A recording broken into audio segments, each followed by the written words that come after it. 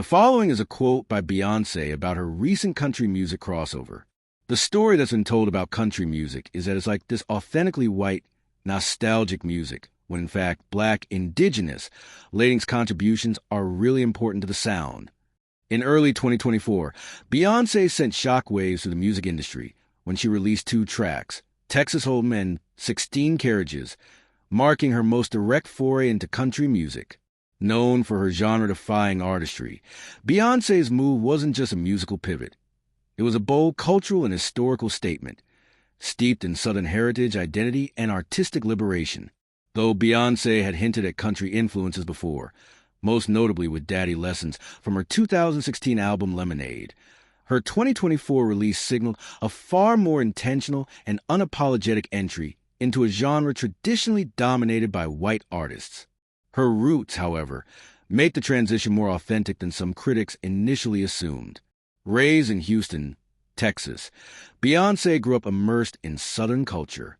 Texas Hold'em is more than a title. It's a reference to both the style of poker and her Texan pride.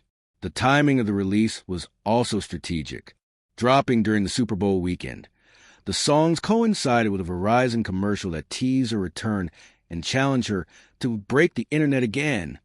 Within hours, Texas Hold'em surged to the top of the iTunes country charts and later debuted on Billboard Hot Country Songs chart, making Beyoncé the first Black woman to do so. The song's upbeat banjo and foot-stomping rhythm were paired with lyrics that nodded to joy, rebellion, and empowerment, all recurring themes in her music, but now delivered through a country lens. However, the crossover wasn't met with universal applause. A backlash from some traditional country purists revealed the racial and cultural gatekeeping that still exists in the genre. A radio station in Oklahoma initially refused to play Texas Hold'em, prompting a wave of criticism and ultimately a reversal of their decision.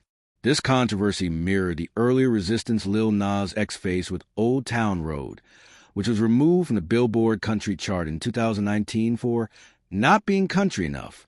In Beyoncé's case, the critique felt more absurd, given her Texan roots and the fact that the instrumentation and lyrical content of Texas Hold'em fit squarely within the country tradition. What Beyoncé managed to do, though, was flip the narrative. Her entry into country wasn't a gimmick or a passing experiment. It was a reclamation. Black artists have a long, often overlooked history in country music, from pioneers like DeFord Bailey and Charlie Pride to contemporary talents like Mickey Guyton and Rissy Palmer. By stepping into this space, Beyoncé brought mainstream visibility to that legacy and challenged the genre's narrow boundaries. 16 Carriages, the more somber of the 2 songs, serve as a reflective ballad about sacrifice, growth, and womanhood. Its introspective lyrics and stripped-down production showed that Beyoncé was not merely dabbling. She was crafting country music with the same intention and depth as any of her prior work. The song's raw emotional tone echoed the storytelling roots of traditional country, earning praise from critics who may have otherwise been skeptical. The anticipation surrounding Beyoncé's forthcoming country-inspired album, presumably the second act of a Renaissance trilogy, continues to build. If Act I was a celebration of Black queer dance culture, Act II appears poised to pay homage to Southern Black musical traditions, weaving together blues, gospel, and country in a way only Beyoncé could. Ultimately, Beyoncé's country crossover is more than a genre experiment. It's a cultural intervention, disrupting outdated norms, highlighting forgotten histories, and inviting a broader audience into the conversation. Whether she's commanding a stadium with pop anthems or strumming a banjo under southern skies, Beyoncé remains a master of reinvention.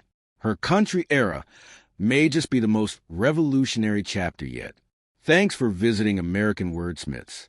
Please like and subscribe.